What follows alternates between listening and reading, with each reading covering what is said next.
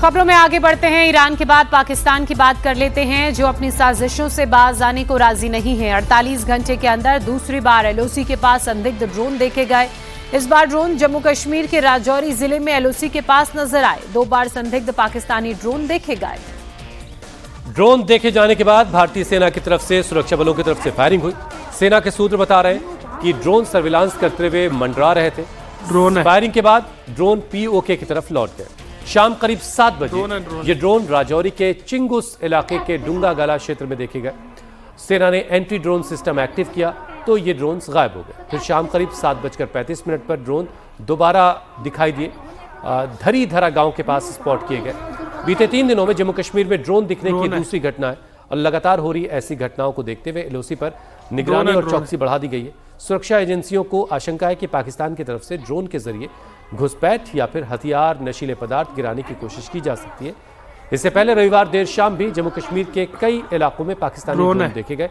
Nowshera sector, Dharmsal sector, Reasi, Samba, मंकोट इलाके में भी कुल 5 ड्रोन स्पॉट किए गए।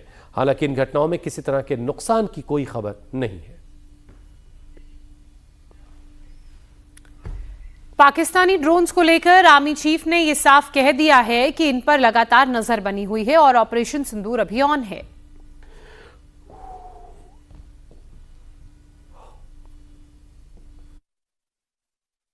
अलर्टनेस पूरी है क्योंकि ऑपरेशन सिंदूर ऑन है। जहां तक ड्रोन का सवाल है, ड्रोन ये आपको देखना ये कौन सा वक्त है। ये वक्त जो है हमारा 15 जनवरी और 26 जनवरी के काफ़ी पास का वक्त है। इस वक्त जो होता है आप देखेंगे कि पाकिस्तान थोड़ा सा एक खौफ में रहता है कि कोई ऐसी कार्रवाई ना हो। तो ये जो ड्रोन्स अभी हमने देखे हैं ये बहुत छोटे ड्रोन्स हैं। ये लाइट ऑन करके आते हैं, ये बहुत हाइट पे नहीं जाते हैं और ये बहुत ही कम देखे गए हैं। जैसे 10 के आसपास तकरीबन 6 से 7 देखे गए थे। 11 और 12 तारीख को 2 से 3 देखे गए हैं। तो ये जो ड्रोन थे ये मैं समझता हूँ कि डिफेंसिव ड्रोन थे, जो कि ये ऊपर आके देखना चाहते हैं कि हमारे अगेंस्ट कोई कार्रवाई तो नहीं हो रही है। मैं ये मना नहीं कर रहा हूँ, हो सकता है कि वो ये भी देखना चाहें कि कोई कहीं गैप तो नहीं है, इंडियन आर्मी में कोई ढिलाई तो नहीं है, कोई गैप वो जहाँ से वो टेररिस्ट वहाँ से भेज सके। तो मेरे ख्याल से उनको उसका नेगेटिव जवाब भी मिला होगा। उन्होंने देखा होगा कि आज की तारीख पे कोई ऐसी जगह नहीं है, कोई ऐसे गैप्स नहीं जहाँ से वो भेज सकें।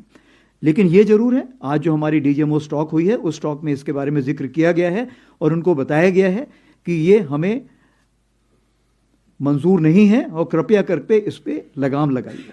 ये उनको ये बता दिया गया। तो टेररिस्ट कैंप के हालात का मैं ये बताना चाहूँगा कि जितनी खबर हमारे पास है, तकरीबन 8 कैंप्स अभी भी हमारे ऐसे नॉलेज में हैं जो कि एक्टिव हैं, जिसमें से 2 तकरीबन आईबी के अपोजिट हैं और 6 एलसी के अपोजिट हैं। और इन कैंप्स में तकरीबन अभी भी हम समझते हैं कि किसी प्रकार की प्रेजेंस या ट्रेनिंग है। तो इसलिए हम उसके नज़र रखे हुए हैं, उसकी खबर कोशिश करते हैं हासिल करने की, और अगर कोई ऐसे दोबारा हरकत हुई तो हम ज़रूर उसको, जो हमारा इरादा है, हम उसको ज़रूर अंजाम देंगे।